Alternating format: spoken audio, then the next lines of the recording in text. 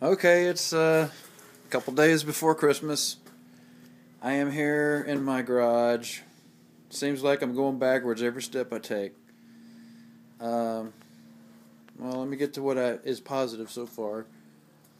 We had to come back and cut these where I had these mounts before up here, where these upper bars. They were just going to be interfere with my where my butt needed to be for the floor of my body. So we had to lower those down, and that's what we came up with, was that.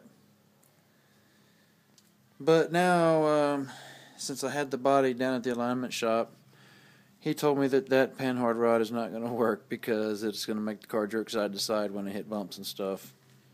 So he says I need a panhard rod that is horizontal to the axle. So we're gonna lengthen this, build a new bracket here that's taller, and build a bracket right over here off the bottom of that frame part right there.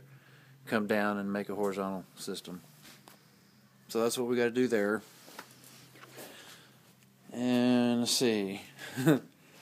I found out when I put my starter on that the flywheel is a 153 tooth flywheel instead of a 168 tooth flywheel. So now I got to separate all this mess again and put the right flywheel in there and put it all back in again for the third time. They say it comes in threes. And let's see. Hang on real quick while I get this out of my toolbox. I'm just noticing on the back of my engine, after I've already replaced this seal, that I was having oil seepage right along the bottom of this area right here, and I was like, why is that happening?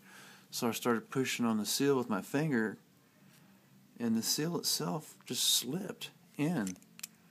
It just slipped in, and it's looser than a goose, and I can put my whole scribe in there, all the way.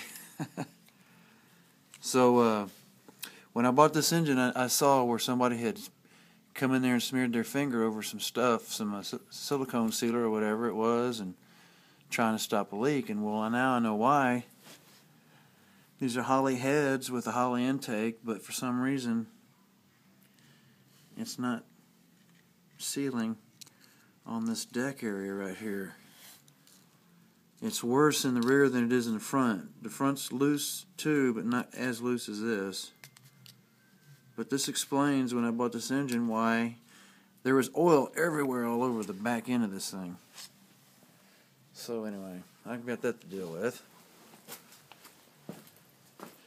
And then, when I had it at the alignment shop, they informed me that whoever the guy was that built this frame didn't take into account that you have to have a positive camber on your axle, and this cross member was welded in there just flush with this rail, and so now they had to cut it completely loose, and this area here is actually below the frame, and this area, where is it?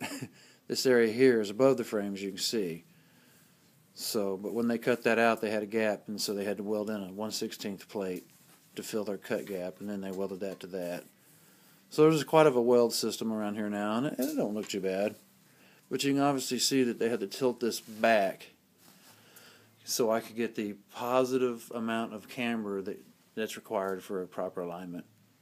They say I was at a 2-point-something negative camber, and they said I would just been driving all over the road with it that way. So, anyway, that cost me a chunk of money. Set me back a little bit, but it's done right now. Everything's aligned. I just got to come back and I forgot to give them the guys all the jam nuts, so I got to take. It's already set. I just got to remember how many times I have to turn this loose, put my jam back on, and then turn it back. I got stuff like that going on, so slow process, trial and error. It's getting there though. The thing that's worrying me right now is that intake gasket seal, so that's my next thing to take care of. Alright. Merry Christmas. Take care. Thanks for watching.